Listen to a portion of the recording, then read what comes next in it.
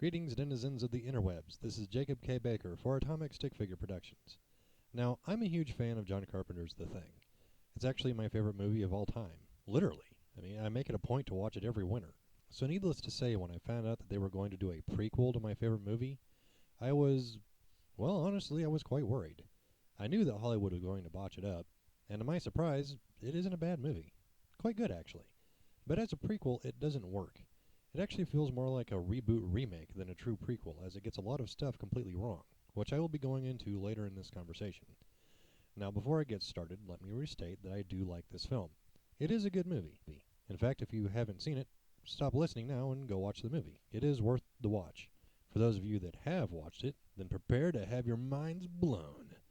Plus, I'll go over the stuff that I personally wanted to see, which covers quite a lot of some of this. So there's that if you're interested. First off, the good stuff. Snowcats. I've always been a fan of the short story Who Goes There by John W. Campbell, and was hoping for some homages to the book, and the opening sequence delivered. In the prequel and the book, the ship is discovered when the snowcat cracks the ice and the researchers slide inside. Non-organics. In the prequel, they establish that the Thing cannot reproduce any non-organic material, and the test to establish who is human revolves around seeing whose teeth have fillings. This I give them credit for, and was kind of surprised that Carpenter didn't mention this in his film. The initial attack. The first sequence with the creature is spectacular. It really gave the impression that the Thing was pissed about being in the cold, which was a cool character trait that the creature had in the book. Not much else I can really say about it, really. It was just cool. Thing snacks. After the Juliet Thing kills Carl, it can be seen eating bits of him with its tentacles. I really liked this part because it showed that even though it assimilates other organisms through contact, it still needs to digest other materials. Well, a deleted scene depicts something a little bit different, but as we're dealing with the theatrical print, I'll let this one be as awesome as I see it. The cast. Norwegians! Norwegians everywhere! I realize that this is a story about the Norwegian camp, but they actually went to the extent of getting Norwegian actors. They could have just gotten Americans to pose as Norwegians, but instead they got top actors from Norway. My hat's off to the makers of this film for going to this extent. Women! At first I thought that casting women for the film was just Hollywood trying to be PC, but the more I thought about it, the more I liked that they mixed it up from the Carpenter film. This is a different facility, so who's to say that there weren't women at the other base? They all had a good reason to be there anyway, so yeah. And, now I see the women being there as a good thing. Plus, they were cute, so yeah, good call. I know what you're thinking. Just 6 things were good about this movie? Yes. Now bear in mind that this is from a comparative standpoint. In order to tie a prequel or sequel into another film, you have to make sure that all the elements are in place, and the prequel actually dropped the ball. A lot. And here's why. Too American. I just made your head explode with that revelation, didn't I? Yes, this is an American film, but it doesn't do anything that we haven't seen in any movie made since the 80s. Because it's an American film, they had to shove Americans into the film somewhere, even though they weren't needed. I get the relatable character aspect, but come on, it's not an American base. Plus, Dr. Sandra Halvorson is the typical lead scientist with a stick up his ass that doesn't care about anything but the research. And of course, the Ripley dynamic. But I'll get back to that later. Music. The soundtrack for this film is too epic. The Carpenter film had a good soundtrack that made the film seem cold, claustrophobic, paranoid. The prequel's music was just too big. The opening was good, and the ending where they copied Ennio Morricone's music was brilliant, but the rest of the soundtrack just didn't convey the solitude and cold nature of the Carpenter film. Music was good, but not appropriate. Breath. In the Carpenter film, the actor's breath was constantly visible. It helped add to the realism that the characters were out in the middle of nowhere, freezing their asses off. This was achieved by air-conditioned sets and the actors having ice cubes in their mouths. The prequel opted to CG the breath, and even then it was visible in only a few spots. A lot of the exterior shots, where it's needed to help sell the concept that it's cold, the breath is nowhere to be seen. Dogs. In the Carpenter film, the dogs are completely unaware that the Thing is with them until it starts to morph out in the kennel. In the prequel, Lars's dog reacts before the creature even breaks out of the ice. The Thing. Whoa, wait, what? They got the creature wrong? Well, yes, they did. In the 82 film, the creature is very calculative, choosing to hide under the radar. There's even a bit of dialogue where Fuchs explains to MacReady that in Blair's notes, the Thing only acts when it's alone and in close proximity to its prey, sort of like a ninja.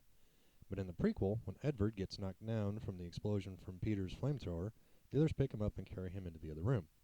At this point, he things out and starts to attack everyone out in the open. Even when Norse turned in the 82 film after having a heart attack, being pounded on repeatedly, and being shocked with the defibrillator, he only attacked Cooper, who was shocking him with the paddles. Instead of attacking the others, chose to hide and intimidate. Even when the Palmer thing attacked, it was tied up and had no other option but of defense. Edvard was only knocked out. Every incarnation of the creature in the Carpenter's film chose a run-and-hide tactic, all the way from the dog thing to the epic Blair monster at the end. It was almost as if the thing was far too eager to attack everything in the prequel. I could write it up as it learned from its mistakes, but damn, it had to go through an entire camp to learn this stuff? It doesn't add up, especially when you take into account that the thing absorbed who knows how many worlds prior, could fly a spaceship, and was super intelligent to begin with. The sounds. Sound is a very important part of a movie experience, and the thing made a lot of sounds. The problem with the prequel is that the creature didn't have the right sound type. Each form of the Carpenter thing had its own roar, but each roar fit a specific bill. The only time the creature sounded appropriate in the prequel was when Edvard went full-on xenomorph before attaching himself to Adam. This moment was cool because they used a roar similar to the Norse roar from the 82 film. Other than that, though, it never sounded accurate. It's kind of hard to explain. You'd have to listen to the roars together. Mental passengers. In the prequel, you can see the minds of the people trapped in the thing's bodies when they morph out. At first I was like, man, that is cool! But then I watched the 82 film again. In the Carpenter film, as soon as a person was discovered to be a thing, all bets were off. The person was no longer there, it was just the thing. While I think it was a nice touch, very Who Goes There-esque, it didn't match up to the Carpenter film, and that is what counts in a prequel. Atmosphere. Let's face it, a story like this is all about atmosphere. The 82 film had a very panicky, paranoid feel. Now while the prequel tried to mimic the other, it didn't get it quite right. There was a sense of paranoia, true, but it didn't seem to grip everyone as much. Watch them back to back and you'll see what I'm talking about. Kate. Whoa, whoa, whoa! What are you talking about? Mary Winstead is awesome. Don't make fun of her. That's probably what you're thinking. But I have my reasons for pinning her, and it's an obvious one. She's too much like Ripley. Not surprising, since that's what they were going for, but think about it. How many times have we seen this exact same character in a movie before? Ever since Alien, there's been this thing about having a tough-as-nails female lead. Now, while there's nothing wrong with that, it's been done to death.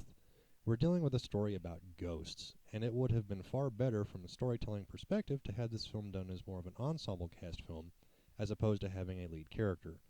They could have kept Kate, but they didn't have to make her the lead. Well, didn't have to make her a carbon copy of Ripley anyways. While I do like Kate, her character just has been done to death and should have tried for something more original. That's what makes the Carpenter film so great. Even for its time, it still mixed things up and did things the audience wasn't used to seeing. Continuity. Yep, even as hard as they tried to match everything to the Carpenter film, they still missed some stuff. I won't pick apart the various set pieces and whatnot, but I will point out a couple of important ones. Firstly, Colin's beard. In the prequel, we finally get to see who bled to death at the Norwegian camp, a man named Colin. And the thing about Colin is that he's got a beard. Not a thick one, but it's there. In the Carpenter film, when MacReady and Cooper find the corpse at the radio, he's completely smooth-shaven. I don't think facial hair will fall off near the skin because it's cold. I really don't think that Kate would have gone back to shave him. So right there is a big mistake that I'm surprised that they missed. Then again, with everything that they got wrong, that little detail doesn't surprise me that much after all. Perhaps the most important bit of continuity that was completely overlooked, the alien ship, or rather how it was unearthed. In the Carpenter film, one of the quite important scenes is where they're reviewing the footage of the ship's excavation, where they blew up the ice above the ship. Granted, the scene was done to be a nice homage to the thing from another world, but it grounded how the ship was unearthed. The prequel gives a completely different story, showing that everything was done underground, and that explosives were not used to free the ship from the ice, but rather having the ice demolished when the ship tried to take off. Cutting the good stuff. As a fan of both the Carpenter film and the short story it was based on, there were a few things I wanted to see them do, and oddly enough, they did them, then cut them out. First, the Carl thing. After Carl was snacked on, he turned and ran into another room. After he was discovered, he turned, roared, then got toasted. Not much of a scene, but it was a great homage to the 82 film. Even had the roar of Bennings, and even kind of looked like him too. I realized that the scene wasn't needed, but it was one of the only times where the thing sounded right, and was axed. The second cut that annoyed me greatly, and still annoys me to this day, was the alien pilot. In the book, the creature had a true form, and I always wanted to see it on screen. They actually made it for the prequel. Well, they made something akin to it, but it was close enough that I would have accepted it, even though it looked wrong. Not in the sense that they didn't design it right. I mean, it looks wrong. You could call it vagina face penis head because it's exactly what it looks like. Even with as wrong as it looks, it was still done as a reference to the book, which is what I wanted. They even made a fully operational rod puppet, which took who knows how long to make and how much money to fund. And instead of showing it, they covered it up with what I can only describe as a pixelated Tetris game. Now, of course, I could discuss the fact that they actually built all of the creature effects as practical props, but then completely CG over them. But I get the feeling that a lot of you out there who are listening to this audio already know this. So, yeah, I'll just leave it there. So there you have it, my in-depth look at what they got right, what they botched up, and what I would have liked to have seen. God, I really need a social life.